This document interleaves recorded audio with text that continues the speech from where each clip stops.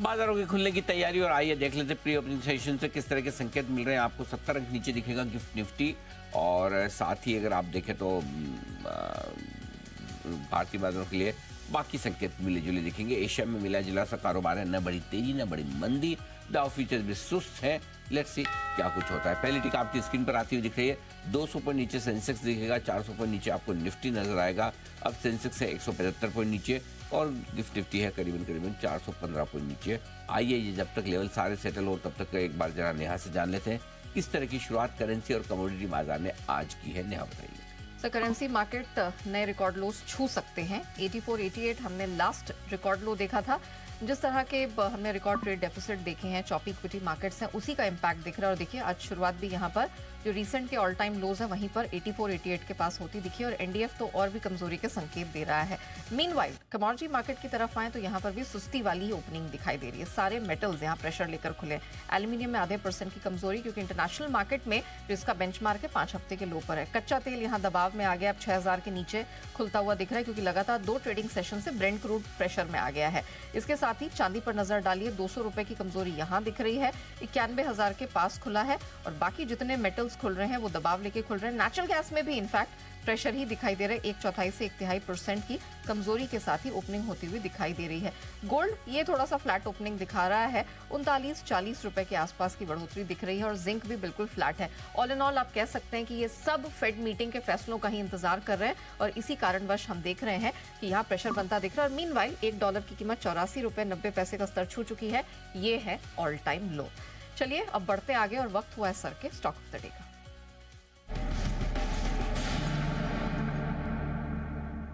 Sir बताइए। Stock of the day में पहला है स्टॉक है आपके लिए चंबल फर्टिलाइजर, जहां पर खरीदारी करने की राय है नेहा।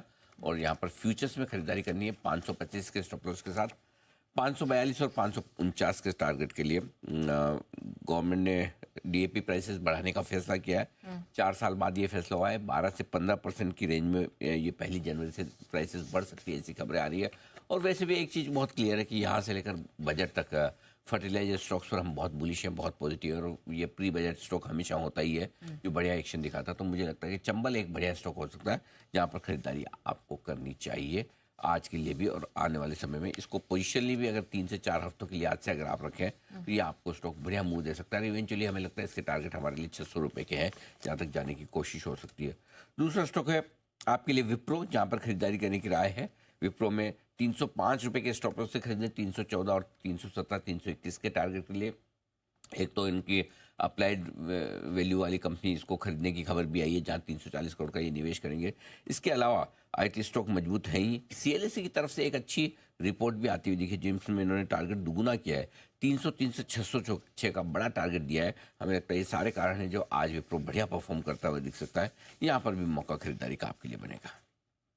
ऑलराइट, और साथ ही आईसीआईसीआई प्रू एलआईसी बिल्कुल इंश्योरेंस कंपनी पर हम पॉजिटिव हैं, बुलिश हैं। 21 तारीख को जीएसटी काउंसिल की बैठक होने वाली है। उससे पहले 2 इंश्योरेंस कंपनियों पर आप फोकस कर सकते हैं। आईसीआईसीआई प्रू यहाँ पर खरीदारी का मौका आपके लिए बन सकता है। 675 का स्टॉप लॉस है, 688 696 और एलआईसी 910 का स्टॉप लॉस है, 937 945 और 955 के टारगेट के लिए। अगर किसी भी तरह की रिलीफ मिलती है इंश्योरेंस कंपनियों के लिए तो मुझे लगता है कि ये बड़ी पॉजिटिव होगी इन कंपनियों के लिए। उसके पहले स्टॉक ऑलरेडी करेक्शन में आ भी चुके हैं तो बढ़ने के लिए गुंजाइश भी है इनके पास। चलिए, तो ये है महत्वपूर्ण स्टॉक्स जहां पर आज रहेगी नजर। लेकिन सर यूएस मार्केट थोड़ा कंफ्यूजिंग सिग्नल दे रहा है। डाउ गिरता जा रहा है, एसएनपी और नैस्डैक रिकॉर्ड लेवल्स पर है। किसे फॉलो करें? लगातार 8 दिन से डाउ कमजोर है और 2018 के बाद की ये सबसे लंबी गिरावट है। ये गिरावट लंबी जरूर है नेहा, लेकिन बड़ी नहीं, क्योंकि रोज आप देखिए 50-60 पॉइंट से लेकर 200 सवा 200 पॉइंट की रेंज में ही घटता है, इससे ज़्यादा घट नहीं रहा है। और यही वजह कि आजकल बड़े फंड मैनेजर्स डाउ के बजाय S&P 500 पर ज़्यादा फोकस करें, नैस्डैक पर ज़्यादा फोकस करें, क्योंकि डाउ में पुराने ज़माने के स्टॉक ज़्यादा, उनका कैलकुलेशन का तरीका जो है वो बाजार की सही तस्वीर नहीं दिखाता। क्योंकि S&P 500 और नैस्डैक दोनों ही लाइफ हाई के आसपास ट्रेड करते हुए दिख रहे हैं। अब आज से फेड की मीटिंग शुरू हो रही है, कल ब्याज दरों पर फैसला आएगा, तो 2 दिनों के बाद मेरे ख्याल से परसों से हम क्लियर कट डायरेक्शन लेने की कोशिश करेंगे कि आगे क्या कुछ हो सकता है। ओके सर, एफआईआई की सेल्स कैसे दिख रही है? चिंताजनक है? नहीं, कल का बिकवाली का आंकड़ा बहुत बड़ा नहीं है, छोटा ही है। और स्टॉक और इंडेक्स फ्यूचर्स में भी उन्होंने बिकवाली की है, लेकिन बहुत बड़ी नहीं है, बहुत ज़्यादा नहीं है। कैश स्टॉक इंडेक्स तीनों मिलाकर अगर आप देखेंगे फ्यूचर्स में तो बिकवाली का आंकड़ा 4800 करोड़ का है। एफआईज भी दोनों तरह के आपको देखने को मिल रहे हैं। कुछ एफआईज ऐसे हैं जो लॉन्ग ओनली फंड्स हैं, जो थोड़ा थोड़ा खरीद रहे हैं। कुछ ट्रेडिंग वाले मूड में है, थोड़ा बढ़े तो बेच दो ट्रेडिंग रेंज पे, हेज फंड टाइप है। तो अभी क्लियर ट्रेंड है नहीं, और इसीलिए थोड़ी बिकवाली थोड़ी खरीदारी दोनों आपको देखने को मिल रही है। ओके सर, हम निफ्टी में रेंज के बीचों बीच खड़े हैं, तो अब 24,000 के पहले दर्शन होंगे कि 25,000 के? देखो, रेंज में है इसमें कोई डाउट नहीं, लेकिन रेंज में होने के बावजूद मुझे लगता है कि ज़्यादा चांस इस बात का ये है कि आप ऊपर की तरफ रेंज को तोड़ने की कोशिश करेंगे। 24,000 के नीचे और उसके उधर तक गिरने की संभावना कम है। पहले 24,000 आएगा, इसकी संभावना कम है। पहले 25,000 आएगा, इसकी संभावना ज़्यादा है, और हो सकता है 25,000 इसी महीने पहुंचने की हम कोशिश करें।